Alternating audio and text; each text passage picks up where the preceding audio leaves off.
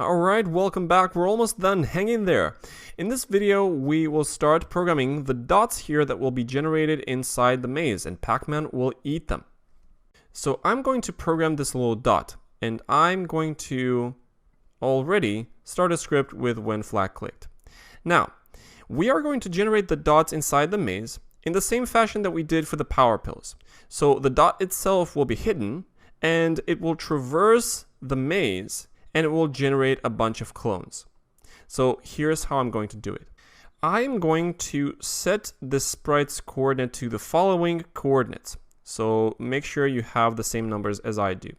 -208 and -146. So -208 and -146 is this point in the maze, right over here in the bottom left part of the maze.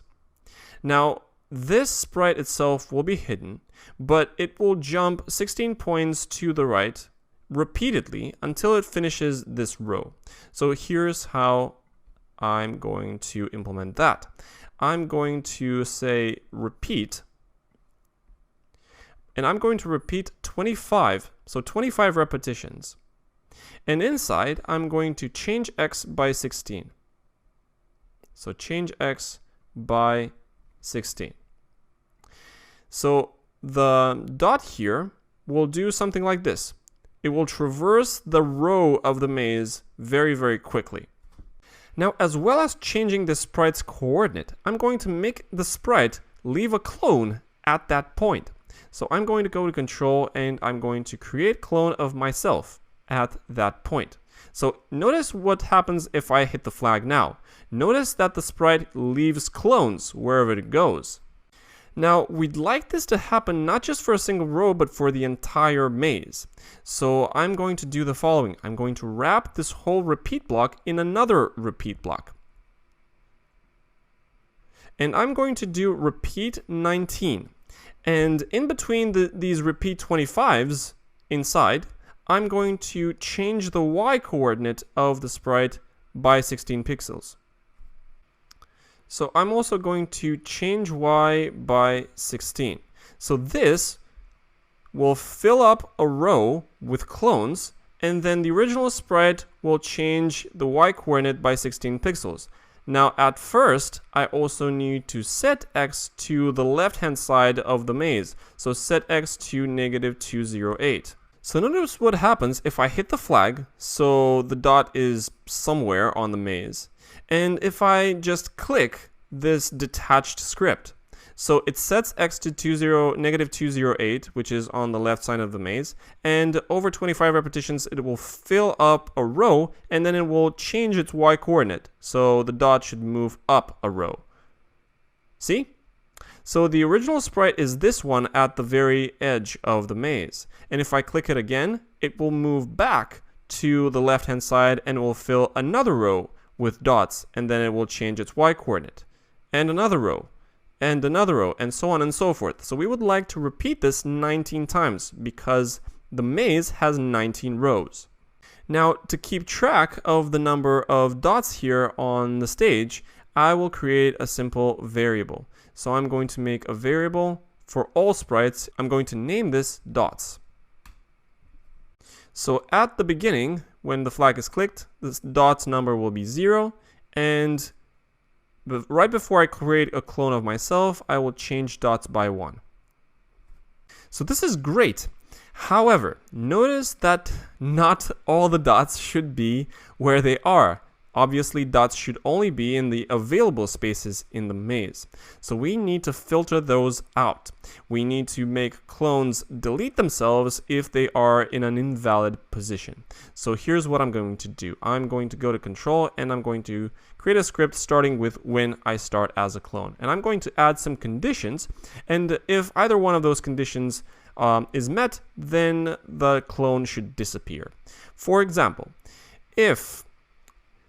And I'm going to go to sensing and I'm going to say touching color. So the most obvious one is the touching the inner part of the maze. So if it's touching the inner wall of the maze, this color, then it should not be here. So I'm going to decrease the number of dots So change dots by -1 and then delete this clone. So I'm going to delete this clone. Now I'm going to hide the original sprite and I'm going to show the clones. So I'm going to hide here when the flag is clicked, so that's for the original sprite, but when I start as a clone, I'm going to show myself. So the clones are visible. Alright, so let's hit the flag now and let's see what's happening. So notice that the clones are now being generated in the available spaces on the maze. This is amazing. So notice how all these clones are being generated. This is awesome. Notice that they are still being generated in some unavailable places, but we'll fix those in a second. Now the maze is full. Now let's add some more conditions similar to this touching inner part of the wall thing. So for example, I'm going to duplicate it and I'm simply going to say if it's touching the orange color of the little door here, this orange color. So notice that this dot should not be here. All right, so if it's touching this orange color, then also change dots by -1 and delete this clone. And because we're duplicating lots of code like change dots by -1 and delete this code, I'm simply going to create a simple block like dot should not be here and reuse this one. So if we define dot should not be here as change dots by -1 and delete this clone, then we can simply reuse this red custom block here and here as well. We should also not generate dots in the cage for the ghosts. So I'm going to add another if check. And here I'm going to bring in very many and operators. So I'm going to bring actually 4. So something like that with 4 diamond spaces. And we're going to do these checks based on the coordinate of the dot. So here's how I'm going to do it.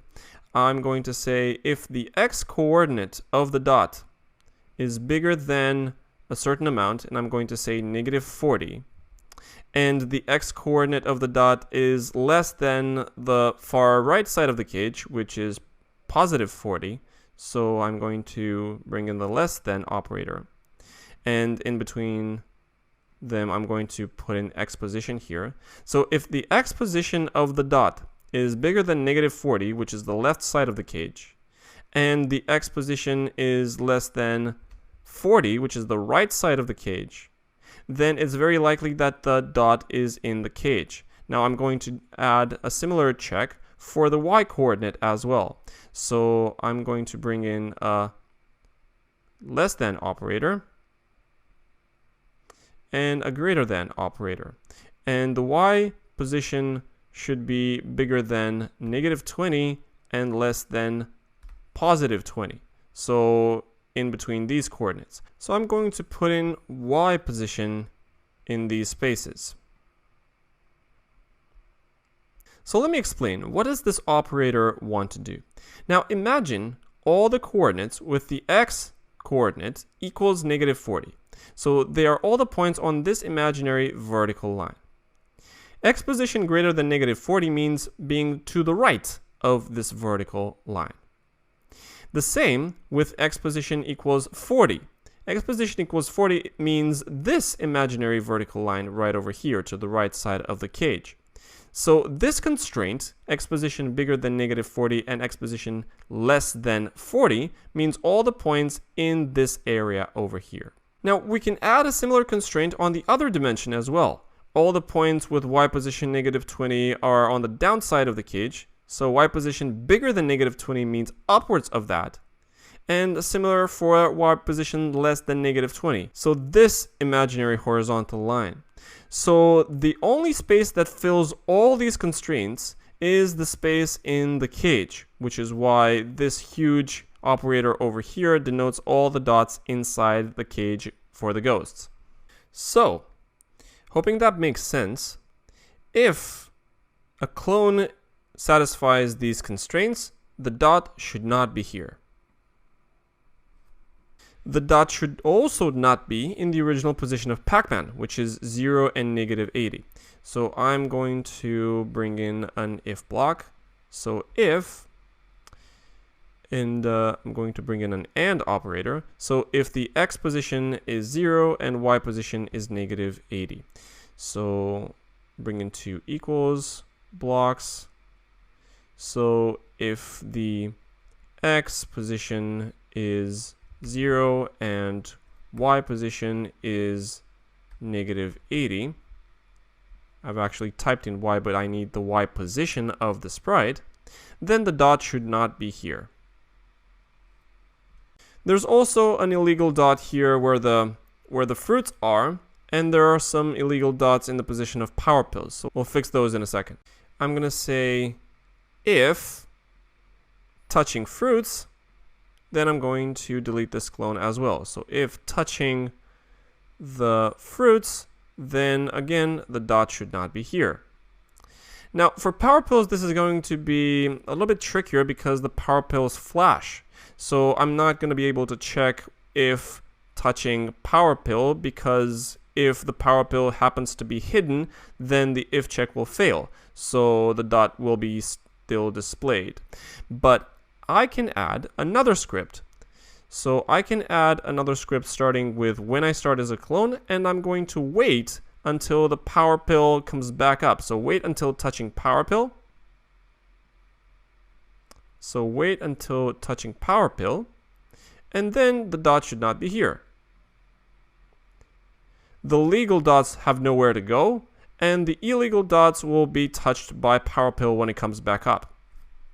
Now, at this point, we're ready to kick off the flag now and see our dots checks. So, see that dots are not being generated inside the ghost cage, in the place of power pills, touching the fruits, touching Pac-Man. So if I, whoops, I have a dot in the place of Pac-Man. So I have miscalculated something. So the rows, the generation of dots starts at the Y coordinate negative 146. Then the next row is at negative 130. Then the next row is at negative 114. Then the next row is at negative 98, and minus 16, that's at negative 82. So not negative 80 as I checked here. So it's negative 82. Let me hit the flag now and let me test that. So notice that there is now a space in the place where Pac-Man should be. Good. Now, the final thing that I'm going to do before I wrap up this video is to generate the dots not when the flag is clicked, but at the reception of a message, because we're going to have multiple levels in the game. And whenever we switch to the next level, the level needs to be prepared. So I'm going to go to the backdrop out of all places, and I'm going to add a small script. So when I start the game, so when the flag is clicked, I'm going to switch the backdrop to level 1, and I'm going to broadcast a new message. And I'm going to broadcast a new message called prepare level. And whenever we switch to a new level, I'm going to broadcast this message as well. And the dot sprite will receive that, and it will start generating the dots. So I'm going to remove that starter when flag clicked, and I'm going to replace it with when I receive prepare level, so that when I click the flag now, the dots are being prepared. Alright, we're now ready to finish up this game. So join me in the next video where we implement scoring and next levels.